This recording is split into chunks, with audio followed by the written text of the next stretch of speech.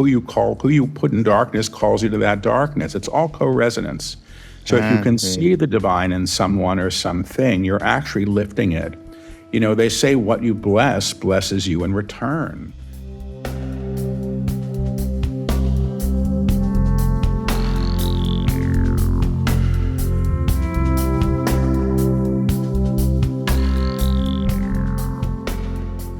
Hey everyone, it's Raghu with Mindrolling, and I've got somebody brand new that I have apparently not met before, although he looked extremely, I recognized him somehow, but maybe that's on another plane, and maybe we'll talk about that later. Paul Selig, welcome to the show. Thanks for having me. I'm glad to be here. So Paul actually has a new book. When is this? A World Made New. It's part 3. It's a channeled text. It's very far out. When is it coming out, Paul? September. Okay. Good. So you'll be able to pre-order it probably by next month or even now. It's up there now. Yeah. Yeah, it's up there now. Okay, great. So tell me what happened way back when you became, at least you recognize yourself as we all did when we got a name as a separate entity. And when did you even get the idea, wait a minute now, that's not really the reality in the universe as terms of feeling like completely disengaged, disconnected as a separate entity? I don't know if that was my experience. I started to open up spiritually and psychically at the same time when I was 25, and I had been raised pretty much an atheist. And I was struggling. I had a list of things I thought I needed to achieve in the world by the time I was 25, and it was a fancy list. And I got the whole list, and I wasn't okay, and it was clear that I wasn't okay. And I began to pray for the first time because I didn't know what else to do, really. I didn't go looking for spirituality. I sort of got backed into a corner. And I heard a voice telling me to get my act together and how to do it. And I listened to it, and I got sober the next day, pretty much. Really? But yeah, and that was 37 years ago now. And I heard shortly thereafter that there was this thing happening that people were calling the harmonic convergence. Nowadays it seems like there's a new age event every other minute, but in those days it was like, okay, maybe. And people said, people are going to be waking up. And I was just starting to believe that there might be something like God or beyond anything that I had conceived of. And I didn't have a lot of baggage because I hadn't been raised with anything. And I went up to the roof of the building that I lived in New York City at the time. And I asked to be woken up, thinking, well, if there is a God or something like a God, why would it want to say no if you asked?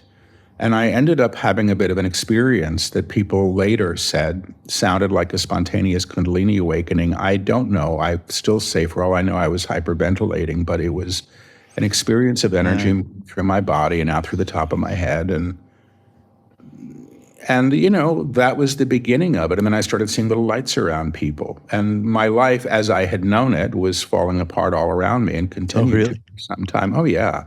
None of this was graceful for me. None of it. It was challenging as can be. I mean, it was, in 1987, I was a year out of Yale. I'd had this beginning career that looked sparkling. And what were you doing? Yes. I was writing plays. I was writing plays, and I was getting produced in New York and London and getting published, and things looked great. But suddenly I couldn't write. I couldn't think. I was poor. Everybody that I knew seemed to be dying of AIDS all around me. It was a rough time in New York. And I was on this spiritual path that I hadn't anticipated. But what I was aware of, in a way that I've never been more sure of, is that if there was a God or something like a God, and I was beginning to think there was, that nothing was as I thought it was. And that completely blew my mind. And I guess it stayed kind of blown all these years because I continued. I ended up studying a form of energy healing to get a context for some of this stuff. And, that's when I really began to open up. I started to hear for other people. And I started to feel in my body what was going on with other people. And then eventually it turned into channeling. But I was somebody who didn't even really believe in channeling. I'm not a good New Ager, and I never really have been. And, I tolerate some of the woo-woo around it, and I think it's a stage that people go through. And I went through it when I was young. I went, oh, this is also sexy and fascinating and exciting. And then it sort of becomes your life. And I guess it's sort of become my life in a different kind of way. So, that was the beginning of it at that time. And that really was a split from myself, Paul, as I had known Paul or anticipated Paul to be, and who I was in the process of becoming, which was somebody a bit different than I had thought. So where did it start to take you in terms of your work, your relationships, your connectivity with the world around you?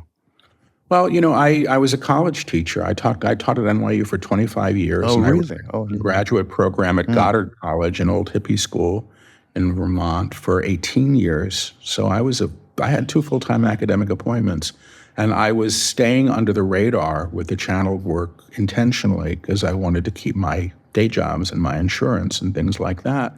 So I had a group that met in my apartment once a week in New York City. And I would do this. I had a practice doing energy work when I was in my early 30s, and then became more interested not in working with the body, but working with energy in other kinds of ways. And that's what would happen in my group, and my guides began teaching at that time through me. And very different than they do now and have for the last, say, 12, 13 years. It's very different than it was. But I was balancing a regular life, and I was on, I've been trying to write a memoir partially about this time. And when I look back at that time, I was really on a mystical path without even knowing what that was. But for me, it was all about wanting an experience of source, something that was experiential, not theoretical, not intellectual. And because I had had that experience on the roof, and when I studied energy healing, I had an experience with a teacher, this old Scottish lady, Ethel Lombardi, who was one of the first Reiki masters in the U.S. She blew my socks off when I was about 31. I'd never had anything happen like that, standing before somebody and feeling the whole room just completely shift, and myself with it. And because I had been given these opportunities of phenomena and understanding that these things could be so, I just wanted that. I wanted to be in my own knowing with it. I didn't want to have to defer to somebody else. And that was the path I was on. So I was doing all this very quietly.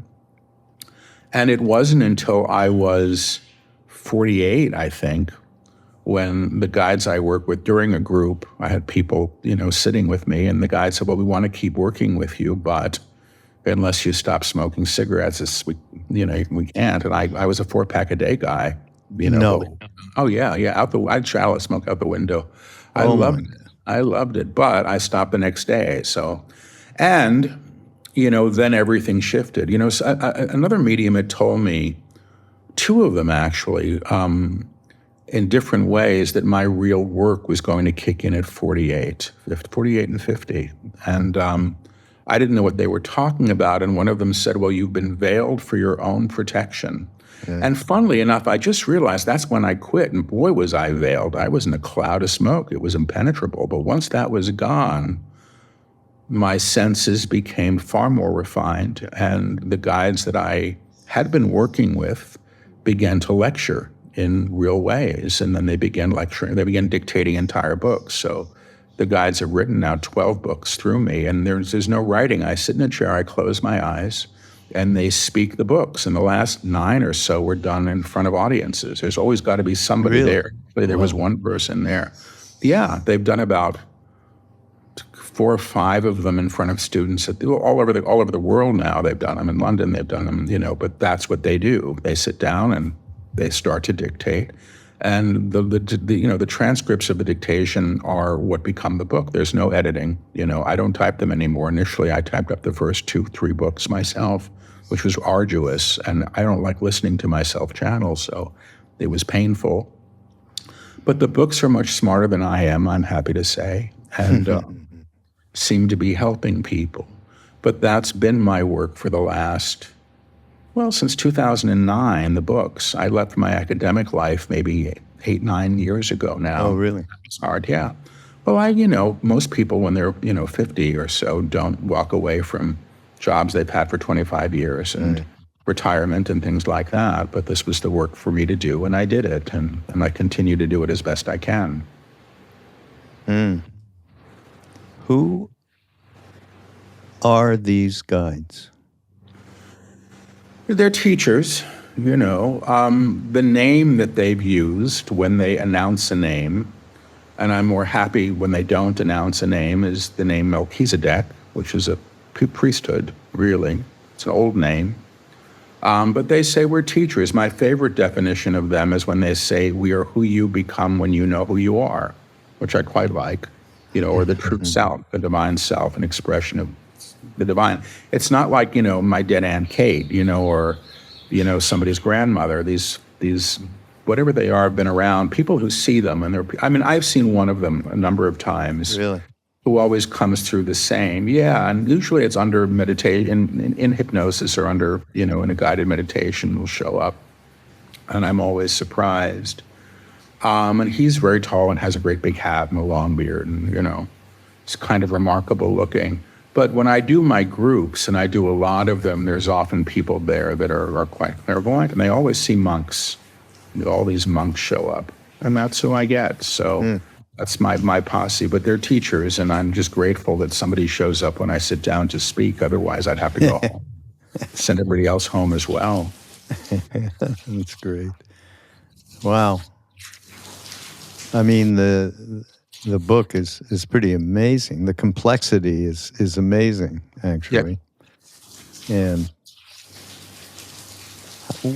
what are they trying to do through you in terms of who we are as an entity in this world as it is today? I'm going to try to answer this. I don't know if you're hearing, there's a great big Maui fun rainstorm that just started right around me. And if you need me to get up and close a window, I can get up and do that. No, it's nice to hear the rain. So when I was in my early 30s, and studying with that old teacher, Ethel, she said, well, ask her one thing, write it down, you're going to get it. And I did. And my hubris at the time, I was, young and eager. And I said, I want to go all the way with God, whatever that means. I don't know that I knew what that meant. I know I didn't know what that meant. I don't know that I would have asked for it. I would have asked for a nice apartment and a partner and But I didn't. And I think the books are an answer to that. I think the books are a way forward. So they're teaching the realization of the divine self as who and what we are, which comes at the cost of an idea. They say who we think we are is just an idea. And they're actually sort of shifting us beyond what they call a sort of a structure of repetition that we're engaged in. They say that the personality self knows itself entirely through history and historical data, and the divine self, or the God within, does not know itself in limitation and is not bound by time and space in the ways we believe we are. And they shift us to a level of recognition of who and what we are, energetically through a series of spoken attunements, which are usually very palpable for people. It's usually quite something. And I can't say that I'm there, and I've channeled all these books, I have the experience of the energy, and at this point, I trust the teachings. I can't not. The woman who channeled A Course in Miracles was quoted as saying, I don't believe it, but I know it's true. And that's kind of where I've come to with this after all these years, because they're so wonderfully consistent. But how this comes to be is the teaching. And the book, A World Made New, is really about how manifestation at that level of consciousness reclaims a world in co-resonance with it. So God sees God in all of its creations, but when you see something or you hold a vision of it at the higher level, they say that the matter itself is transformed and lifted. And that's really what they're teaching, how the world is recreated or reclaimed in a higher, they call it a higher octave. They say the common field that we're all operating in is an octave of tone. And that's what we know. And it's been imbued with fear, and we're used to fear. And they sort of say what they're doing is they're transposing the vibrations that we hold to operate in the next octave up. They call that the upper room, and that's where they say this level of embodiment occurs. Yeah, I think we want to speak to some of these tenets that are in the book. And fear, when you say fear, last night a lot of people went through some really intense fear that manifested this morning, whoever I've been talking to, obviously in the political sphere. I don't want to get into it, but fear is something to deal with for sure. And but in this book, I want to bring up somebody that I don't know. Did you meet Ram Dass? No. So you only know of him through a connection to the house that still exists and so on. It's a weird story, yeah. Tell me. Before I left New York, and I was thinking I was going to move, I started seeing a house, and it was always the same house with this older woman putting out food on a patio, and there was a pool with some young guy floating in the pool, and there was a study up a flight of stairs to a separate quarters, a bedroom and a study. I said, I wonder if that's where I'm going to end up living. And then I had done a podcast with Duncan Trussell. Oh, you're kidding. No, this is a number of years ago in a bar in Brooklyn. I didn't know who he was, and he kept talking about. The guides would say something, they channeled with him, and he would say, "That's what Ram Dass would say," and I go, "Really?" And it was interesting to me that there was this connection that was being made. And then I was at Esalen, channeling there, and I was getting body work, and the guy was late for the session, and I saw this giant monkey staring down at me.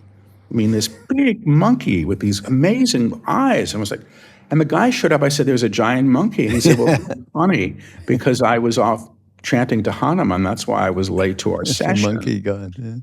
Yeah. And then I ended up here completely by accident. I was channeling in Costa Rica when New York shut down during COVID, and I couldn't get home. And I had a friend who'd been trying to get me to visit here for a year. And I had been to Hawaii once on a bad blind date with a dolphin communicator, and I said I would never come back again as long as I lived. But I had no place else to go. It was COVID. I couldn't go back to Manhattan because it was shut down. And I got here, and I was living in this tiny house in Makawao. And my friend kept saying, "You really need to connect with these Ram Dass people." I don't know why, but I think you should. And I'm actually very, very shy, and I don't invite myself anywhere. And I was still doing readings online because I have a practice doing the psychic work and some with the guides, but a lot of the psychic work. And I'm doing this reading, and I'm apologizing to this guy on the other end of the Skype call.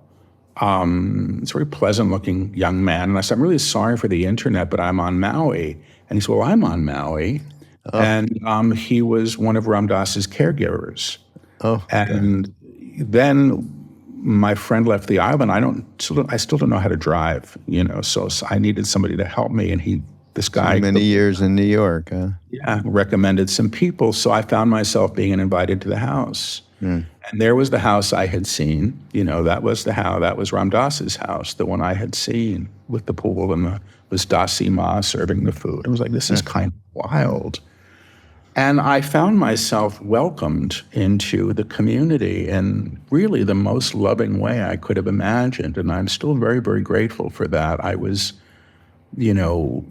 displaced completely. And I was living out of my suitcase for about a year. And it was funny. I was at the beach. I was supposed to go back to New York City to at least see my apartment that I had rented that I never spent a night in because I got relocated here. And I was in the ocean with two of Ram Dass's caregivers, Matthew and Hari. And there was this great big rainbow, and I thought, what the hell am I going back for? And I didn't. I never went home. I ended up, getting a house 8 minutes away. and that's where I live now. So it's been a real gift and a surprising gift, and something that feels strangely orchestrated. Everybody says, "Oh, you didn't get yourself here. You were brought," and I'm happy to have been brought, although I don't always know why. But this is the life I now have, and so the connections were fast and strange, and actually continue to be. And I'm not a channel for those on the other side, as I said before we started the broadcast, but a couple of times, I remember being in the ocean that day and thanking Ram Dass for, his friends, his helpers. And I heard him say, "Well, I'm glad you found them." It was like, and so every communication I've had has been like that. Once when I was at the house, I was invited to tune in to him and Maharaj-ji, and I did, and that was unreal for me, because it's not my normal work to feel that. But I'm mostly just grateful. I'm grateful that I have sweet people in my life, and I'm grateful to live on Maui. So that's how this connection happened. He was gone. He was gone less than a year before I arrived. And, when I look back at my life and the funniness of it, he was probably speaking at, the first time I went to Goddard, I was 13. I had a dream about it when I was 9, and then I saw the place at 13. There's a garden there that I had dreamt about. And then when I was about 31, I was invited to go teach there. And I think when I was 13, he was speaking there. Yes, we were there in the summer in the late 60s at a media conference. Yeah. This was the 70s, so I would have missed you. Yeah. But so, it's a funny path. That's all I know. And at times it just reminds me that perhaps I'm right where I'm supposed to be, even when I don't quite think so, Well, you mentioned Maharaj-ji, obviously. My history is meeting Ram Dass I'm from Montreal, and I was working at a radio station, and then I became a crazy man because I could not believe the profundity of wisdom that came out of him at that time. Not just at that time, but at that time it was like transforming for me. And it led me, and I met him, and it led me to India when he went back the second time. And my meeting, and I was there for a year and a half with Neem Karoli Baba. Yeah. And so when you mentioned that, everything that in my limited light that is going on, like all this story you're telling me, I'm getting pulled in and welcomed by a family the way that you did speaks to nothing but what Neem Karoli Baba is. So I'm just wondering, what's your he's all over the place. What's your thoughts? I don't know that I have thoughts. Bad word, but well, no, I do have too many thoughts most of the time, but I haven't. I've felt him. Let's put it that way. I don't know if that's who was looking down on me with the face of a big monkey. I have no idea really how that all worked. I love that. One time I stepped into him, because I step into people. So when I read for people, I sort of step into their field, and I'll often start to resemble them. And it's an interesting form of mediumship. But I've been filmed doing it. So if I tune into your best friend and he has a nervous tic and I start to tick. Oh, really? I would know, that kind of thing will happen. When I first tuned into Ram Dass, I actually didn't know about the stroke.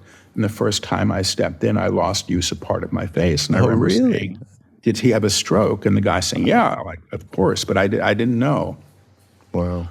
But when I felt Maharaj-ji, and I've only done it once, and only because I was invited. The funny thing is, I'm actually sort of partially feeling it, which is I'm not expecting at all. But it was so expanded. The only thing I can say, when I tuned into Ram Dass, it was almost like It was like a place on the wall where a picture had hung. The outline of the picture was still there, but the picture was gone. But I could still experience the construct of the frame. It was Ram Dass in a very real way, and it was very practical. And he came through to me with a very grounded, sort of matter-of-fact, loving energy. When I tuned into Maharaj-ji, it was like kaboom. It wasn't, there was no personality. It was just enormity.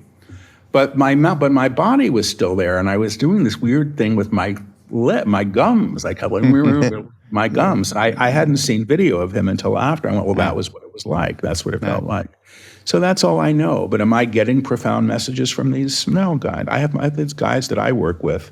I'm grateful for everybody else that, they make an appearance, but it's sort of not how I operate. My guides are teachers, and they have a specific teaching, and they're relentless in bringing it through. Everybody else is a lovely experience for me. Well, there's so much in this book that Ram Dass has pointed to, spoken to, and so on. I mean, starting right at the very beginning, Paul. True identity. Yeah. What do you say here? Or they say, I have to keep remembering what the reality is. Let's see. Your idea of a world stands in the way. What you think a world should be based on the presupposition of what it has been or how you have known it. To know is to realize, and the world that you have known is in all ways a construct, a manifest construct. Born in tone and vibration, solidified in language, and claimed through decree. The idea of who you are within this construct holds several ideas. Identity, my name is such and such, this is my occupation, and the idea of what it means to be present in a field with other human beings who are also claiming identity. You mentioned, by the way, Duncan Trussell before. So he's a good friend, and obviously he's joined us many times. Actually, we'll be there, Paul, at the end of the year, because we're doing a retreat, which we used to do with Ram Dass. And it's, everybody out there, while I'm saying this, I think there's still places you can reserve, and just go to ramdass.org, and it's December 2 through 6, something like that. Duncan's coming. Mm-hmm. And, because he helps, and we do stuff together, he and I. And we did a book called The Movie of Me to the Movie of We. And it was taking ourselves, it's an audio book, and it was just using our own example of what happened when suddenly you got your name. Oh, good. I am a separate something now. Yep. Right? And that is what you're speaking to. Anyhow, we did this throughout the book, and all of the habitual patterns and the neurotic tendencies and how they built, and there was the construct that you're speaking to in the book happens, and then we get the idea there's a way to transform this into what His Holiness the Dalai Lama says. We have to move from a me-centered relationship with the world to an altruistic relationship with the world. And that's what that was about. And that's what this book is about primarily, right? At its very core. Yeah, it is. I mean, in the very first book they dictated, which was in 2009, they said that they were going to speak to the structure of reality. And it took them 12 books to really get there. And this is the book where they really do talk about that. And how a world is made manifest, and how finally everything is an idea, and ideas can be transformed, and matter can be transformed at a level of consciousness where it can be reseen. And it does begin with the identity. It's the who that is showing up for all of this. That's how I understand it. Yeah, no, absolutely. Let's see. There's a couple other things now. So you talked about the higher octave, right, just before. Yeah. It's the new is. That's how the new is coming as a high tempo, the high vacillation.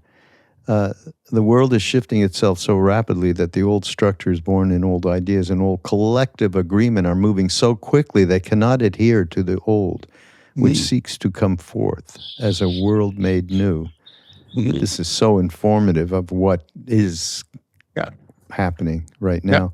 Now you are ambassadors of this change, whether or not you like it or know it.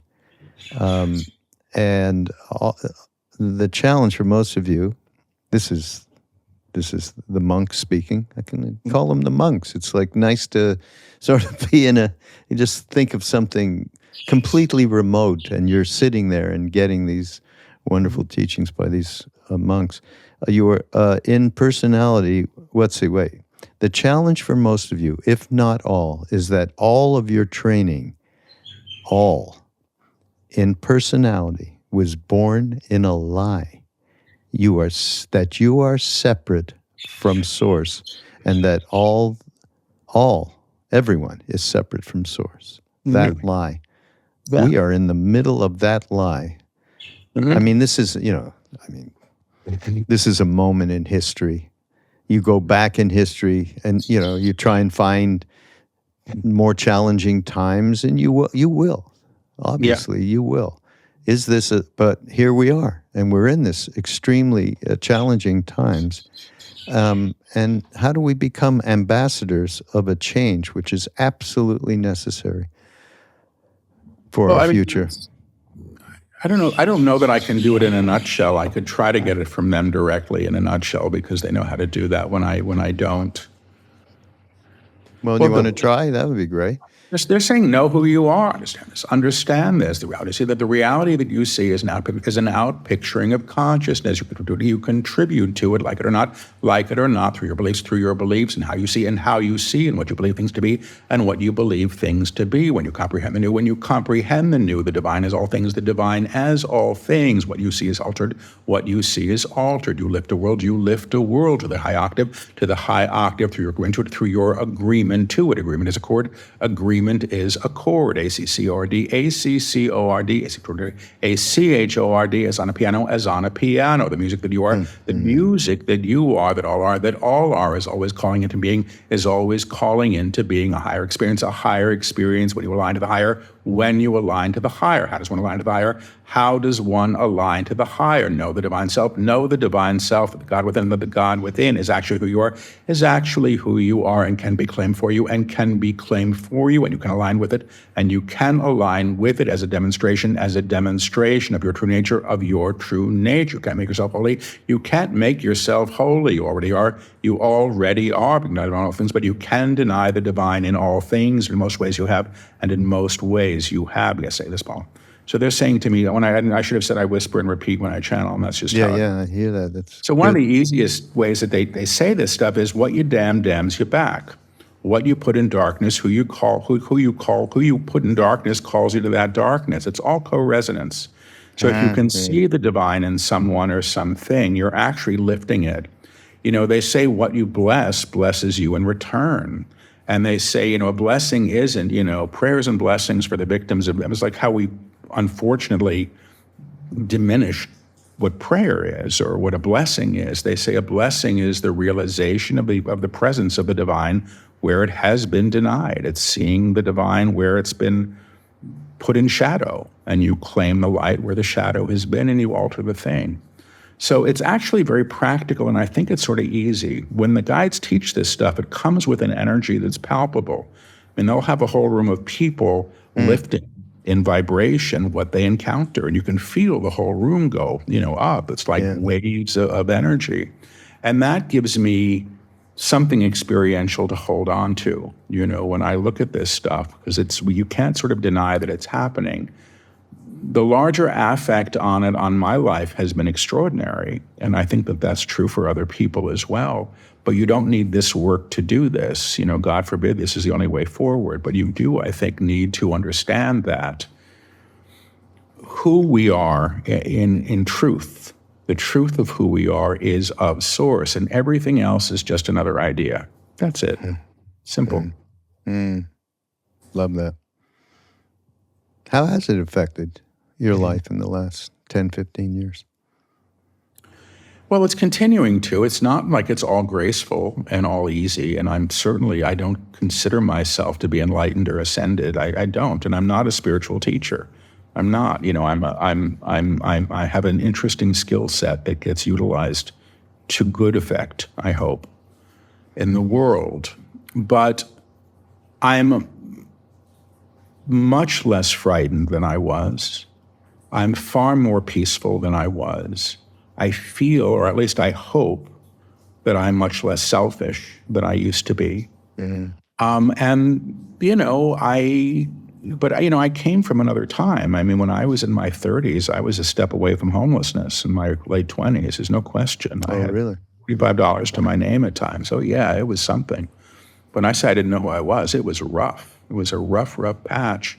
And so everything that is in my life now feels like it was a gift in some ways, or a response to my continued willingness to show up for life when, there were times when I didn't want to. So my life is very, very different. Is it perfect? No.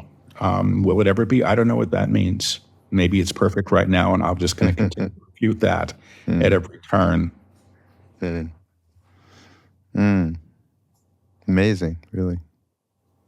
How you were just pulled into this without any volition whatsoever, and then you had the courage to follow your intuition, I imagine, right? It's so funny. I've been thinking about this. The night of my last drunk, I was in a bar and some guy grabbed my palm, and he said, and he started to cry. This guy, old man Barry, what are you doing? You're throwing everything away. Everything you've worked for, you're throwing it all away. It's just terrible. And I think that scared me enough that when I stopped drinking, I went, oh, thank God I didn't throw everything away. And in a funny way, I did. I let go of the life that I thought I was supposed to live at that time. And the other one that came was a very different kind of way of being in the world. Was I pulled forward? I have to say I was terribly well taken care of. And I only see that in retrospect. I always had food. I had a place to live. I had work, and I was fortunate. I loved teaching college. I was really good at it. I loved the kids, and I loved running a graduate program. I was good at it, for the time that I did. So I'm grateful that I was cared for and continue to be, although you can't necessarily see that when things are hard.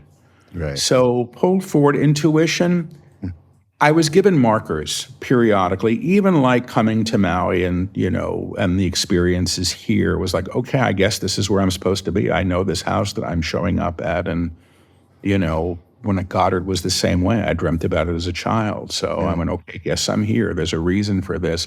Those markers were very important. Otherwise, I would have, because nobody knew what the hell happened to me. I was, what Paul Selig is a channel now. I mean, this is nuts. And I go, yeah, it's nuts. I don't know how this happened. I didn't believe in channeling, really. I thought it was, and I thought it was a quirk, maybe, but I didn't think of it as something that I would ever do. And I still look at stuff that's called channeling, and I go, well, I don't know what that is, but it may be inspiration, it may be a high thought, but for me, channeling as I do it is really dictation. It's stenography. Period. There's nothing sexy, and it's not that creative. It's just here's what I'm hearing. Boom, boom, boom, boom, boom, boom, boom. It's like the court stenographer. That's all. But this court stenographer has entered into the profound words that are on these pages. No. And I'm assuming you have absorbed them yourself after they have come through you. Absorbed is a good word because I don't study the books. And a lot of people do. They really take these things on. I retain about a third of what I channel. But because the teachings are so consistent and they build, there's a certain point where it all feels like it's the same big teaching. And in some ways it is. It's just parsed. So I've been greatly affected by it. And I do trust it. I have to say that I really do trust it at this point. I'm just not, no matter how facile I can be with language, I'm not capable of closing my eyes and dictating 12 full-length books that don't require any editing. It's just nuts, especially in front of an audience of people. But so I trust it. But am I still absorbing it? Yeah. And do I still question it? I do. I think that's not unhealthy to question things, And I'll interrupt them all the time. What do you mean? Oh, really? Oh, yeah. It's in the books. The interruptions land in the books. Paul is interrupting. Oh, yes. Right. Now I remember. Because they've said something that I can't quite grasp. And I don't, my name is on the cover of these things, but I didn't write them. And I don't claim that level of ownership. I really don't. Like, I don't have that sense of pride. And, I'm trying to write my own book. It's killing me. These things take weeks. Just 2 weeks to 2 months of sitting in a chair. It's a very different thing. But because my name is on the cover, there's a small sense of accountability, which is I don't want to be party to anything that could be damaging, And if I don't understand it, probably somebody else doesn't. So I'm going to ask the question. I do. Well, that's amazing. Wow. You mentioned this before, and you referred to it, and it's something, a term I never heard. Maybe it's, I don't know, monad. The monad, right? True self, which, through our whole Buddhist connectivity, true self is true nature, is very much there. But talk about, you say the aspect of you, or not you, it's hard not to say you, it's a weird thing, that thinks she or he knows all things is actually not the monad, it is the personality. So let's parse that out. I think that would be good for people. I'll try. They used the word monad more than any other word now to describe this. And I think the monad is the aspect, the singular aspect that's also of the whole, is what it means. So it's the spark of God that actually is God. You understand? So it holds the completeness of Source in a singular experience. So the God within the heart, which already knows itself in union with God as all things. It is not operating. And the guides, they wrote a whole book, it's called The Book of Innocence, about this, about memory and about how our belief in what we see is still tainted. The idea of sin, which they never really talked about until that book, the idea of sin, which they just say is the denial of the divine, nothing more. It's not an act done. It's the denial of Source. This part of us, the monad, is in innocence. It's never known fear. It's never been separate. It can't die. It just is.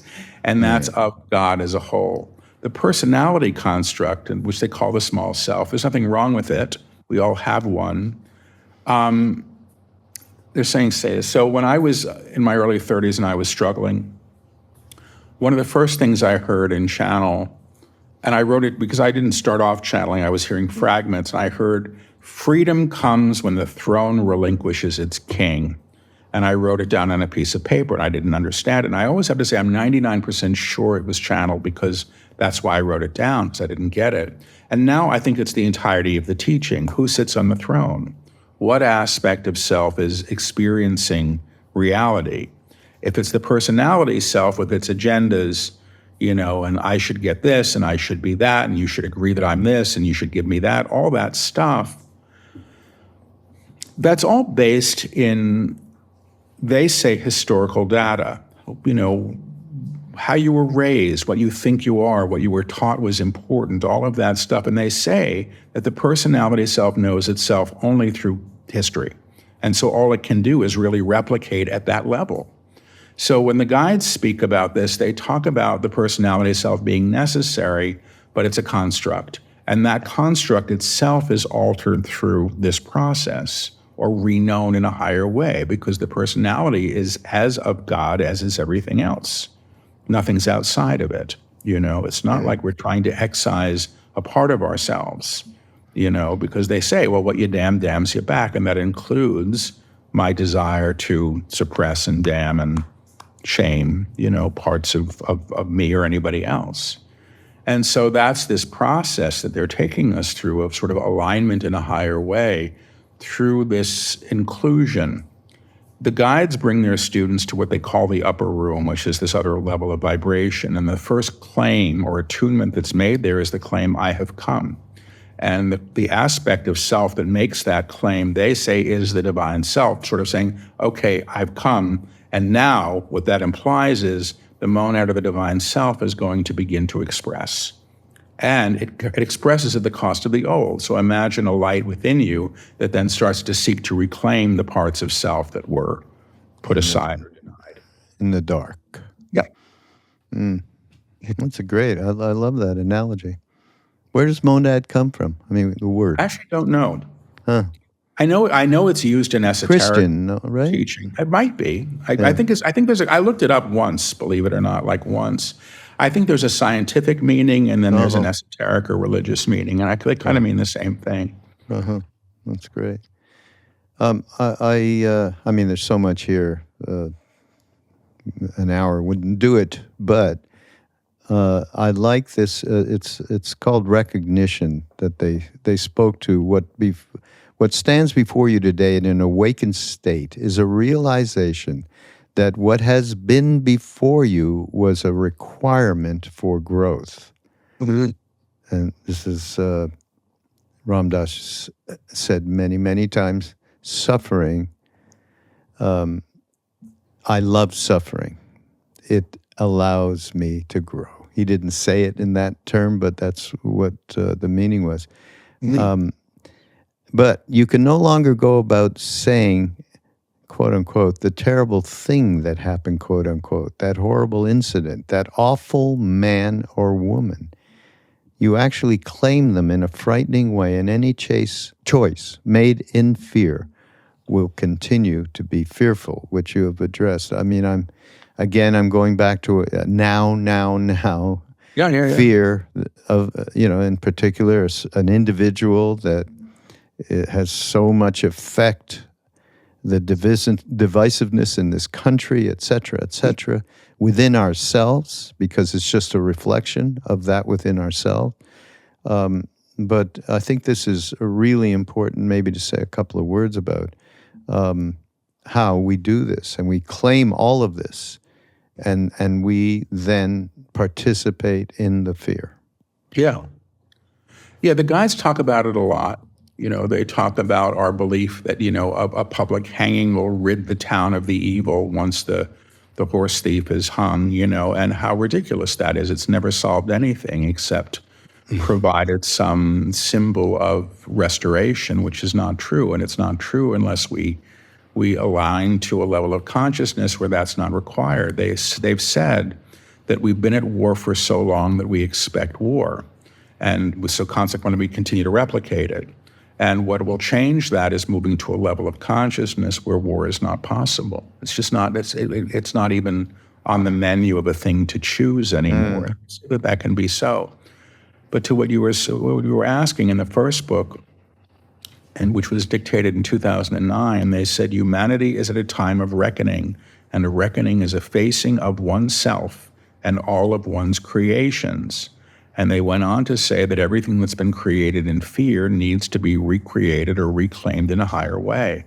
We don't get to do that unless we see it. We don't get to pretend anymore. We don't get to pretend that there's not great inequity and great cruelty, and we don't get to, the guides say, if your neighbor's hungry, feed them. I mean, that you are your brother's keeper. It's really simple. We are here for each other at that level. And I believe that they're right. It's not a convenient teaching. None of what they've talked about is convenient. Yeah. Well, I could absolutely say that. At the core of every mystical tradition that is allowing one to unravel the darkness, the fear, the kaleshas, they call it in India, impediments, to reveal love. Yeah. It's all there, and one of the things that we found right away when we first met Neem Karoli Baba was when he said there's only one thing going on. One. Christ, Buddha, Hanuman, all Krishna. One. There's only one. And in Hindi it was Sabek, which I say, I must say this on the podcast every time, because it is crucially important to, and we got that experientially. We were so fortunate by being with somebody that was not polarized anymore. I mean, to actually see, be in that was, as I said, completely extraordinary. And so there, let me just quote, they talk about, your idea of love is confounding because you decide what love should be through an old idea or historical data, my romance, my best friend. It's back to the me, and transactional. That's the historical, in my mind, is what they're speaking to. The divine that is you, that has come as and through you, will not be denounced, and its acclamation in the upper room to your experience is where we are taking you now. Renunciation is the release of what was, and also the expectation of what it should look like, resemble, or be through the old strata or the old reliance that the personality structure has acclimated to within the common field. What expresses beyond this a world made new is not what you would have, because you would have little context for it. And you interrupted at that moment. Well, if we don't have a context, what's the point? Do you remember that? No. He will not know love until he is in love or in the vibration of love, and she will not know God until she is in God and in the experience of love that God presents. And to me, the simple form of that is, again, going back to, we're talking about unconditionality. That is my first experience of the expansion and of a real awareness, was the experience of the unconditionality, generosity of what I was sitting in, and not, it wasn't someone giving me anything. It wasn't teaching me anything. I ended up sitting in it and experiencing that unconditionality. And it happened with Ram Dass the very first time I met him. He presented that. There was no Richard Alpert and there was no Ram Dass. It was, what can this moment do for you? What's needed in this moment? And I trusted that. Right? The same way that you have this tremendous trust with these monks. So unconditional love. As the Beatles said, love is all you need. So great to have you, Paul. Thank you. And I look forward to meeting you in person when we come. Somehow we'll figure it out. I'll get in touch with you. But everybody, this book is A World Made New, and you'll see it when you go. It's BeHereNow.com, and you /Mindrolling. Just pick it up there. You'll see all the links. BeHereNowNetwork.com, I should say, /Mindrolling. And just be able to, pre-order the book. It's pretty amazing. And I think you'll give us whatever else we need to present to people for what's really happened. This is what, the 9th book in a series? 12th book. 12th book in a series. So, final book in a series of 12, yeah. Yeah. So you might have to, everybody, go back to the beginning. It'll be quite a job, but You don't have to. you They don't all have to. Yeah. Again, thanks, Paul. Thank you. Everybody, will see you next week on Mindrolling on Be Here Now Network. And meanwhile, as they say in India, Ram Ram.